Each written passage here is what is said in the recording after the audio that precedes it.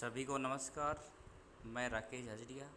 बच्चों, आज हम कक्षा 6 की संस्कृत की पाठ्य पुस्तक का छठा पाठ समुद्र तटः पढ़ेंगे।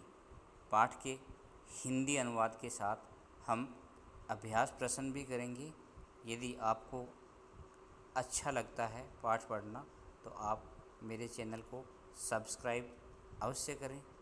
प्रस्तुत है पाठ समुद्र तटः।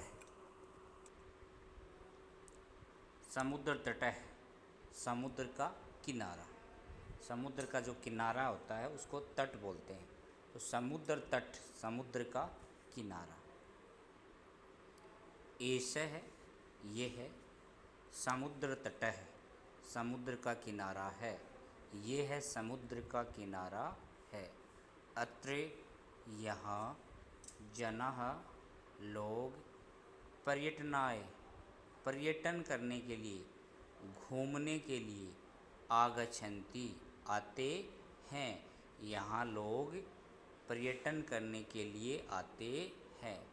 केचन, कुछ, केचन, कुछ, तरंगे हैं, तरंगों से। जो समुद्र की लहर होती हैं, लहर को बोलते हैं तरंग।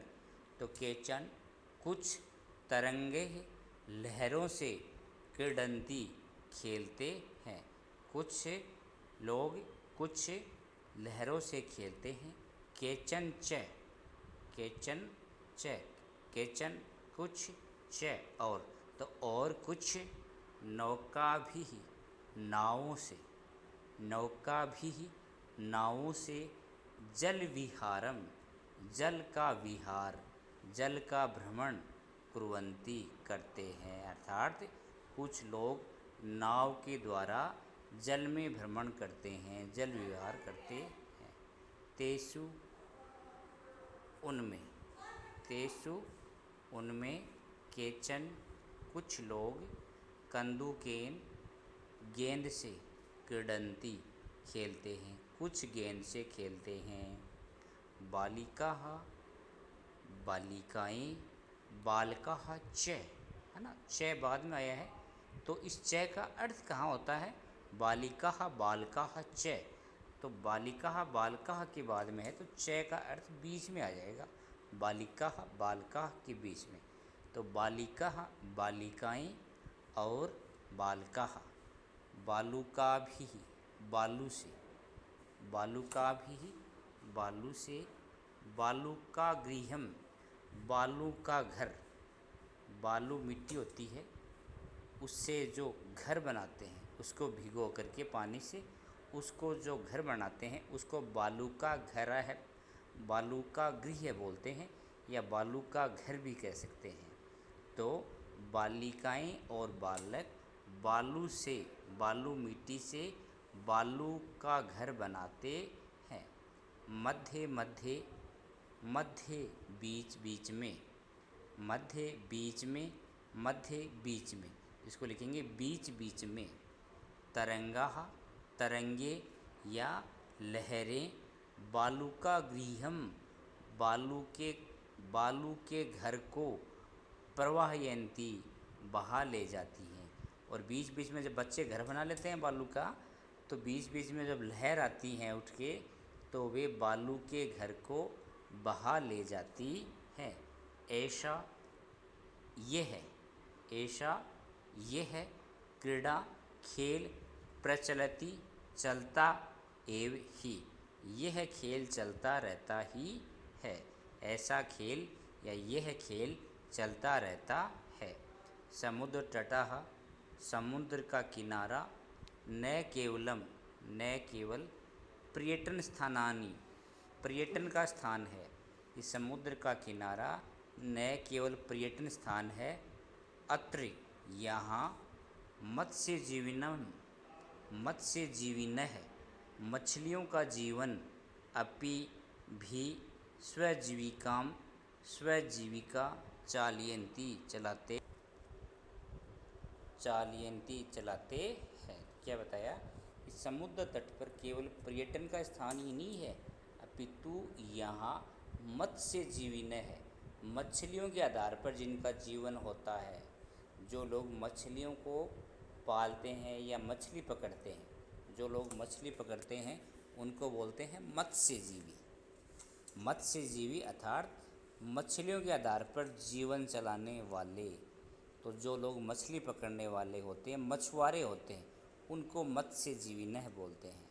तो अत्र यहाँ मत्स्यजीविनः मछुआरे या मछली के आधार पर जीवन चलाने वाले अपि भी स्वजीविकाम चालयन्ति, अपनी जीविका को चलाते हैं। तो कहना क्या चाह रहा है कि समुद्र के किनारे न केवल घूमने के लिए नहीं है, यहाँ पर मछुआरे या मत्स्यजीविनः अपनी जीविका भी चलाते हैं। अस्माकं देशे, अस्माकं हमारे देशे, देश में बहुवः बहुत से समुद्र तटः समुद्र के किनारे सन्ति हैं। हमारे देश में बहुत से समुद्र के किनारे हैं। एतेषु इनमें मुंबई, गोवा, कोच्चि, कन्याकुमारी, विशाखापट्टनम, पूरी तट अतीव प्रसिद्धाः अत्यंत प्रसिद्ध सन्ति हैं। कि हमारे देश में बहुत से समुद्र तट हैं, किनारे हैं। उनमें मुंबई, गोवा, कोच्चि, कन्याकुमारी, विशाखापत्तनम, विशाखापत्त, पूरी तट अत्यंत प्रसिद्ध हैं। गोवा तट है। गोवा का तट विदेशी पर्यटकेभ्यः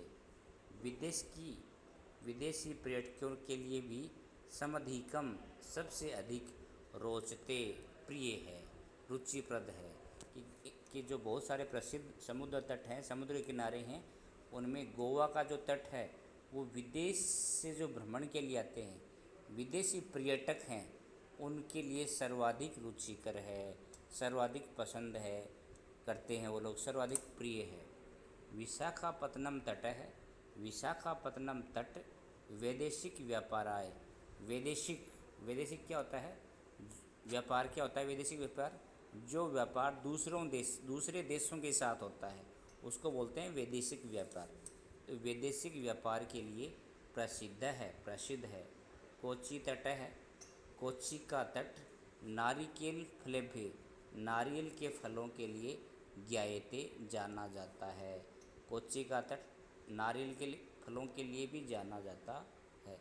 मुंबई नगर के जुहू तट पर सर्वे जनाः सभी लोग स्वैरम अपनी इच्छा के अनुसार विहरन्ति विहार करते हैं, घूमते हैं। कि मुंबई नगर का जो जुहू तट है वहाँ भी सभी लोग अपनी इच्छा के अनुसार भ्रमण करते हैं, विहार करते हैं।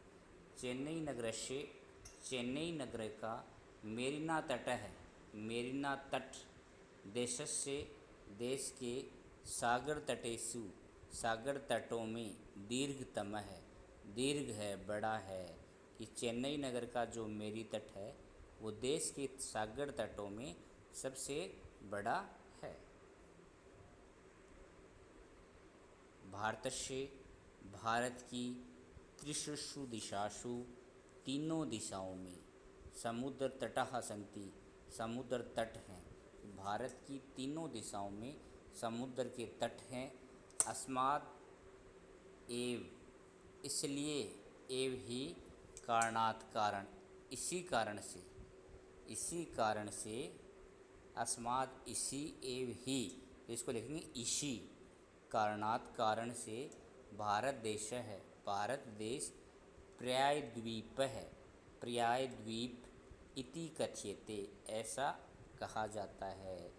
कि भारत देश के तीनों ओर समुद्र के किनारे हैं, समुद्र हैं, इसीलिए भारत देश को पर्यायद्वीप भी कहते हैं। जिस देश के तीनों ओर समुद्र हो उसको पर्यायद्वीप कहते हैं।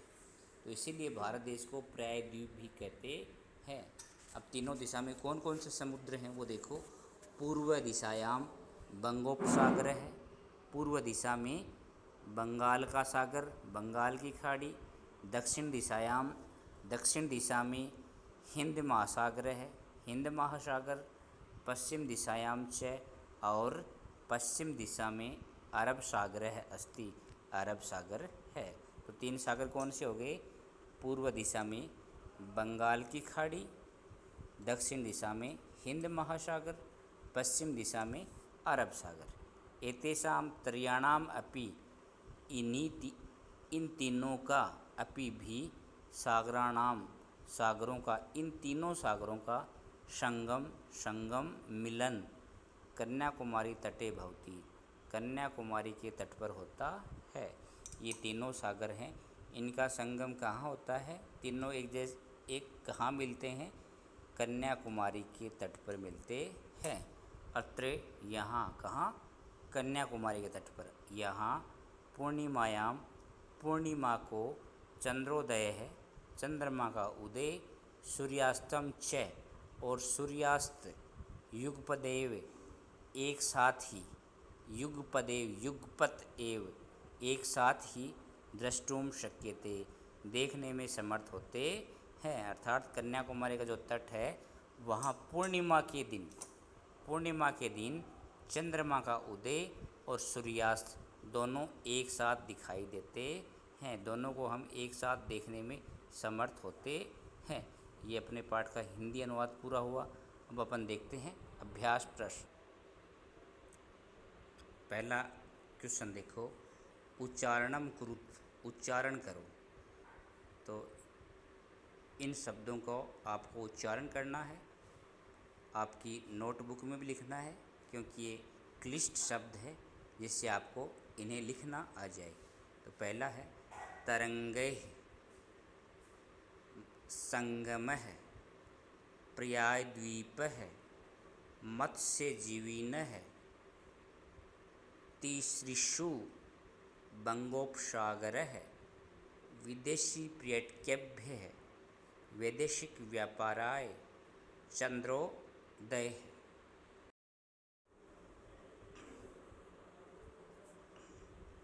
दूसरा क्वेश्चन देखो, अधोलिखितानां प्रश्नानां उत्तराणि लिखत। नीचे लिखे गए प्रश्नों के उत्तर लिखो। तो पहला है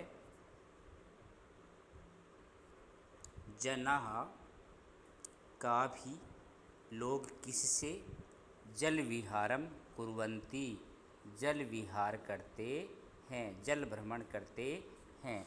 तो इसका उत्तर क्या हो जाएगा? किससे करते हैं लोग जल विहार? नौका से, नाव से। तो उत्तर हो जाएगा जनाः नौका भी नाव से जल विहारम कुर्वन्ति। तीसरा है, दूसरा एक है का भारत से दीर्घतम है, भारत का सबसे बड़ा समुद्र तट है, समुद्र तट क्या है, कौन सा है? तो अपने क्या पढ़ा था?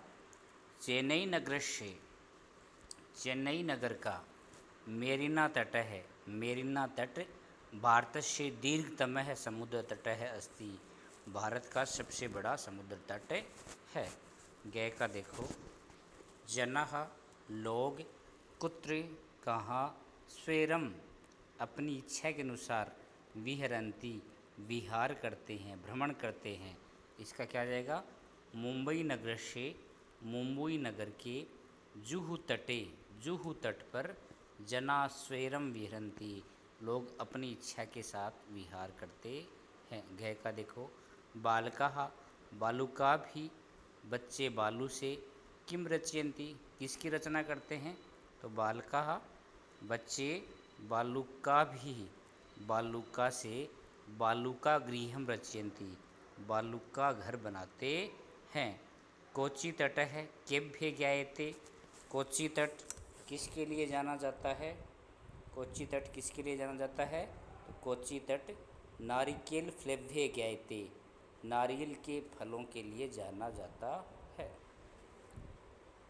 तीसरा क्वेश्चन देखो, मंजूषात पदानि चित्वा रिक्त स्थानानि पूरयेत्, मंजूषा से पद चुनकर रिक्त स्थान भरने हैं। तो मंजूषा में 5 शब्द लिखे हैं, बंगोपसागर है, पर्यायद्वीप है, पर्यटनाय, क्रीड़ा, संगम है। तो ये छांट के रिक्त स्थान में भरने हैं। तो पहला देखो कै का, कन्याकुमारी तटे, कन्याकुमारी के तट पर, त्रयाणाम सागराणाम तीनों सागरों का भवति होता है, क्या होता है? संगम है, तो पहले में आ जाएगा संगम। दूसरा है भारत देश है, भारत देश इति कथ्यते, ये भी कहलाता है। भारत देश क्या कहलाता है? पर्याय द्वीप है, पर्याय द्वीप कहलाता है। तो जो लाल अक्षरों में लिखे हैं वो क्या है? उत्तर हैं, ऊपर की मंजूषा से छांट कर लिखे हैं। तीसरा देखो, जनाः समुद्र तटम, लोग समुद्र तट को पर्यटनाय आगच्छन्ति, पर्यटन के लिए आते हैं। तो पर्यटनाय ये आ जाएगा। बालकेभ्य, बच्चों को रोचते, अच्छा लगता है क्या? क्रीड़ा, खेल। भारतस्य पूर्व दिशायां, भारत की पूर्व दिशा में अस्ति है, कौन है? बंगोपसागर है, बंगाल की खाड़ी है। चौथा देखो, यथा योग्यम योज्यते, इनको मिलाना है। समुद्र तट है, किसके काम आता है? पर्यटनाय, समुद्र तट पर्यटन के लिए। क्रीडनम, क्रीडनकम खिलौना, खेलनाय, खेलने के लिए। दुग्धम पोषणाय, दूध पोषण के लिए। दीप, दीपक है, दीपक किसके लिए? प्रकाशाय, प्रकाश के लिए। विद्या ज्ञानाय, विद्या ज्ञान के लिए। तो ये पर्यटनाय, खेलनाय, पोषणाय, प्रकाशाय, ज्ञानाय, इन शब्दों में कौन सी विभक्ति है? चतुर्थी। और चतुर्थी विभक्ति कौन से कारक में आती है? संप्रदान। और संप्रदान कारक का क्या चिन्ह होता है? के लिए। इन सब का अर्थ में क्या आता है? के लिए, पर्यटन के लिए, खेल के लिए, पोषण के लिए, प्रकाश के लिए, ज्ञान के लिए। पांचवा देखो, तृतीया विभक्ति प्रयोगेण रिक्त स्थानानि पूर्यत, तृतीया विभक्ति का प्रयोग करके रिक्त स्थान बढ़ने हैं। तो ब्रैकेट में जो शब्द लिखे हैं, मित्र, बालिका, कमल, कंदुक, अश्व, मृग, इनमें क्या तृतीया विभक्ति लगानी है? तो योम है, शह गस्ती, तो मित्र की तृतीया विभक्ति मित्रेण शह।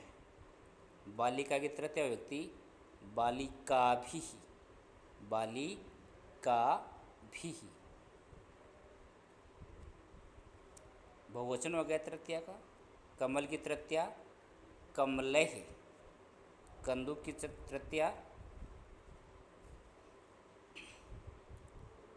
कंदुकेन, अश्व की तृतीया अश्वैः, मृग की तृतीया मृगैः। तो इन शब्दों में अपने तृतीया विभक्ति लगाकर इन लाल अक्षरों में लिख दिया है। छठा क्वेश्चन देखो, अधोलिखित वृत्तचित्रम पश्येत, इस वृत्तचित्र को देखो। उदाहरणानुसारेण कोष्ठगते शब्दे उचित वाक्यानि रचयेत, उदाहरण के अनुसार कोष्ठक में लिखे गए शब्दों के अनुसार वाक्यों की रचना करना है। तो देखो, बीच के कॉलम में क्या लिखा है? रहीम है। इस रहीम से दूसरी टेबल, दूसरा राउंड, फिर तीसरा राउंड, चौथा राउंड, है ना। तो पहला रहीम से दूसरे राउंड को शामिल करते हुए फिर तीसरे को, फिर चौथे को, 1 2 3 4 5 6 7 8, ये क्रम संख्या लगी हुई है। इनको जोड़ते हुए वाक्य बनाने। तो पहला क्या हो जाएगा? 1 नंबर के अनुसार बनाते हैं। रहीम है, तो ये है रमित, ये 1 नंबर, ये 2 नंबर, ये 3 नंबर, ये 4, ये 5, ये 6, ये 7, ये 8। तो एक से क्या जाएगा? रहीम है, रहीम है मित्रेण सह क्रीडति। दूसरा रहीम है द्विचक्रियापणम गस्ति।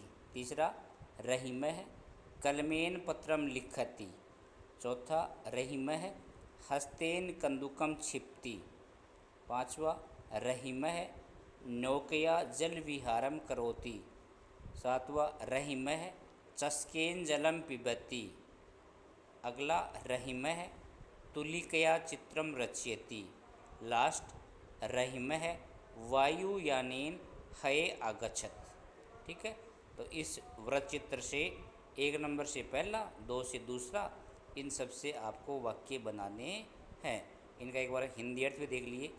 रहीम है मित्रेण सह क्रीडति, रहीम मित्र के साथ खेलता है।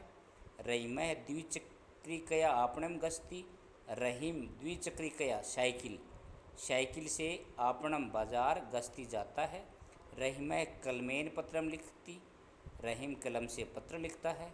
रहीम है हस्तेन कंदुकम क्षिपति, रहीम हाथ से गेंद फेंकता है। कंदुकम गेंद छिपती फेंकता है। रहीमय नौकया, रहीम नौका से, नाव से। जल विहारम करोति, जल का विहार करता है, जल भ्रमण करता है। रहीमय चस्केन जलम पिबती, रहीम गिलास से जल पीता है। रहीमय तुलिकया चित्रम रचयति, रहीम तुलिका से, कुंजी से, ब्रश से चित्र की रचना करता है। रहीमय वायुयानेन, रहीम वायुयान से, हवाई जहाज़ से। है कल आगछत आया। सातवां देखो, कोष्ठकात उचित पद प्रयोगेन, कोष्ठक से उचित पद छाँट कर रिक्त स्थानानि पूर्यत, रिक्त स्थान का पूरा करना है। तो धनिक है निर्धनाय धनम ददाति, धनिक निर्धन के लिए धन देता है। तो चतुर्थी व्यक्ति वाला शब्द आपको लिखना है। तो निर्धनाय आ जाएगा। दूसरे में बाल है पठनाय विद्यालय गस्ती, बाल है पढ़ने के लिए विद्यालय जाता है, तो इसमें पढ़ना आ जाएगा। तीसरे में सज्जना, सज्जन परोपकाराय जीवंती, परोपकार के लिए जीवित रहते हैं, तो परोपकाराय आ जाएगा। प्रधानाचार्य छात्रेभ्य पारितोषिकीम यच्छति, छात्रों को पारितोषिक देता है, तो इसमें क्या आ जाएगा, छात्रेभ्य, चतुर्थी वाला आ जाएगा। अंगय में क्या है, नमः है, तो नमः के योग में कौन सी आती है, चतुर्थी। इन शब्दों में आपको सब में चतुर्थी लिखनी है। तो नमः के साथ शिक्षकाय, शिक्षकाय आ जाएगा।